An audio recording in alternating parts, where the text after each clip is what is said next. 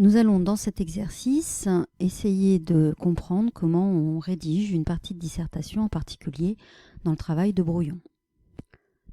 L'objectif de cet exercice était de construire une partie de dissertation à partir d'un axe qui était déjà donné.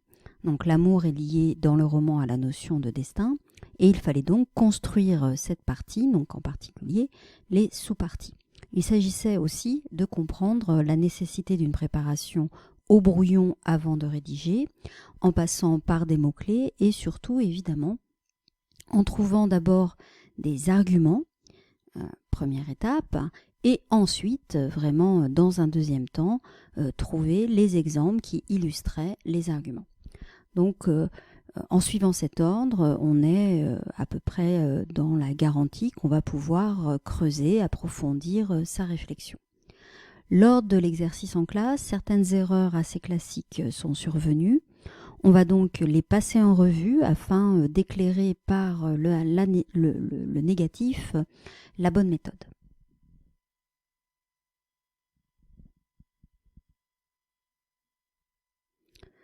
La première élève nous a proposé un plan avec une erreur somme toute assez classique, à savoir la confusion entre exemple et argument.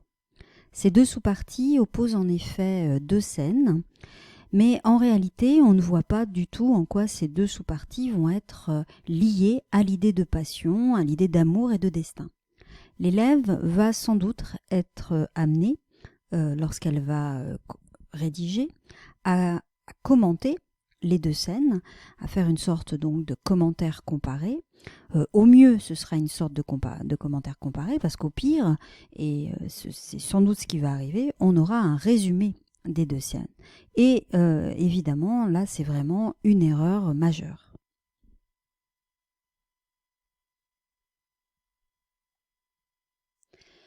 La deuxième élève propose un plan très proche et surtout avec la même erreur en réalité.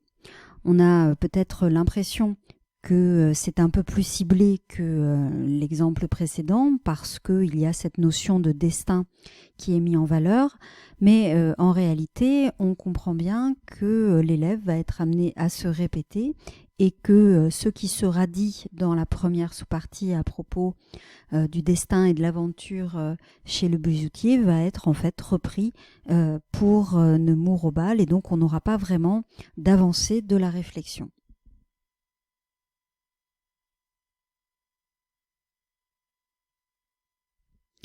La troisième proposition évitait les erreurs précédentes en partant de deux idées.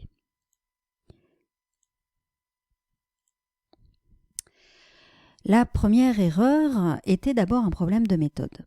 L'élève se concentre en effet sur la notion de destin et laisse de côté l'amour, alors que dans l'axe qui est proposé, l'amour est lié dans le roman à la notion de destin. Il ne fallait évidemment pas laisser de côté ce petit mot lié, c'est en fait le verbe, qui en réalité montre bien qu'il s'agit de montrer le lien entre amour et destin.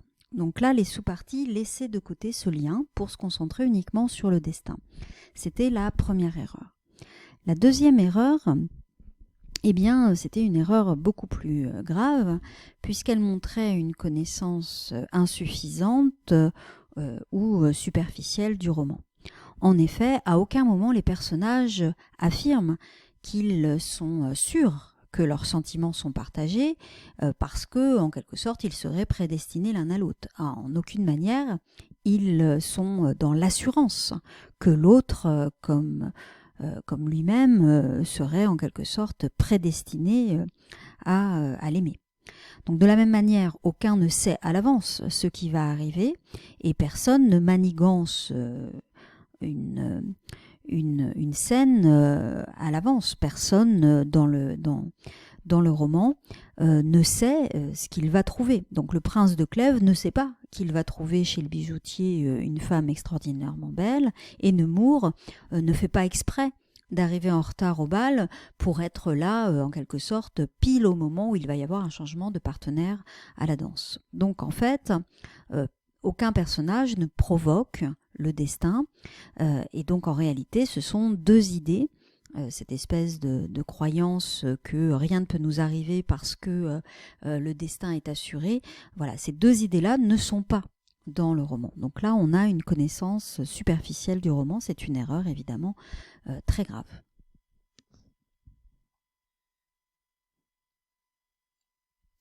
La quatrième élève a proposé un plan plus élaboré, a priori du point de vue des idées.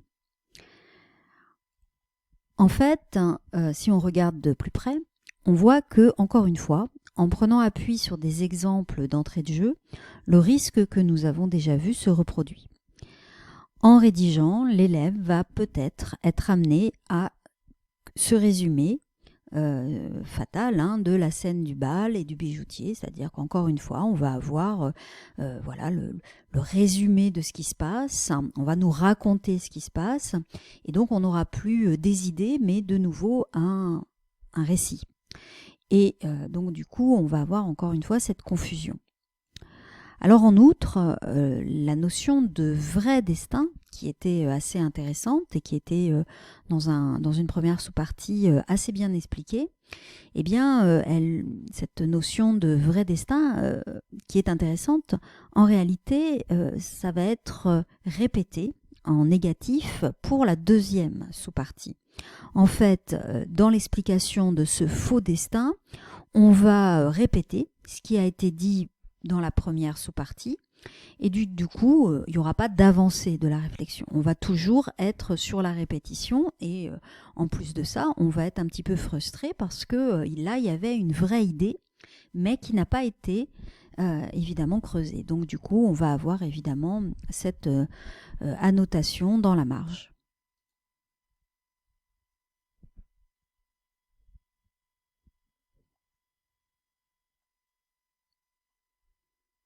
La cinquième proposition évitait les pièges des précédentes, car elle présentait deux véritables idées montrant une bonne connaissance du roman.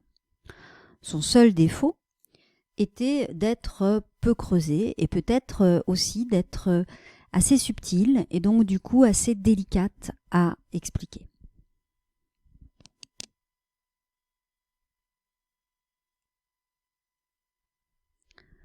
Nous avons, avec le groupe concerné, tenté de creuser ces deux idées pour justement développer la réflexion. Et donc, ça nous a permis de montrer qu'au final, cette notion de destin était surtout construite par les déçus de l'amour et par la société autour du couple, un peu comme si c'était un discours social sur les autres, sur les amoureux, et donc pas vraiment un discours qui est tenu par les concernés, par le couple lui-même.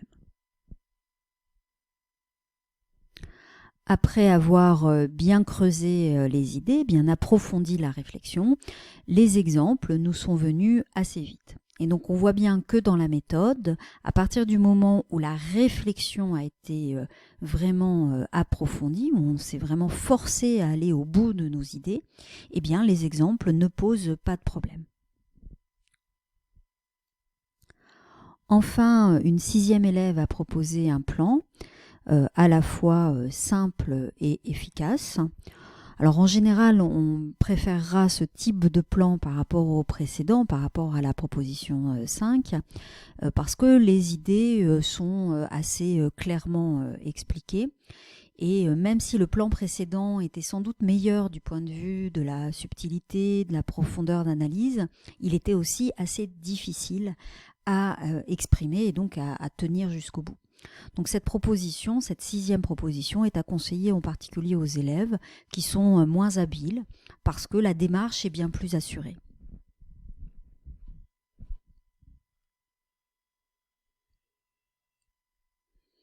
Pour cette sixième proposition, nous avons avec le groupe construit une troisième sous-partie pour voir un petit peu ce qu'on pouvait rajouter. Et là, du coup, on s'est appuyé sur l'ensemble du roman, ce qui nous a permis de montrer comment Amour et Destin évoluait dans la partie 3 et 4 du roman, évoluer vers l'idée de tragique. pour finir cet exercice, on voit donc du coup l'importance absolue de travailler au brouillon, de vraiment creuser les arguments, d'aller jusqu'au bout des idées, d'où l'importance aussi de travailler à partir de mots-clés pour pouvoir vraiment être seulement centré sur sa pensée et non pas sur l'expression écrite, et dans un deuxième temps seulement, chercher les exemples. Donc essayez d'avoir en tête les erreurs que nous venons de voir ici, afin de, évidemment, de mieux réussir. Et bien entendu, je remercie les pauvres élèves cobayes qui se voient comme ça exposés sur la place publique.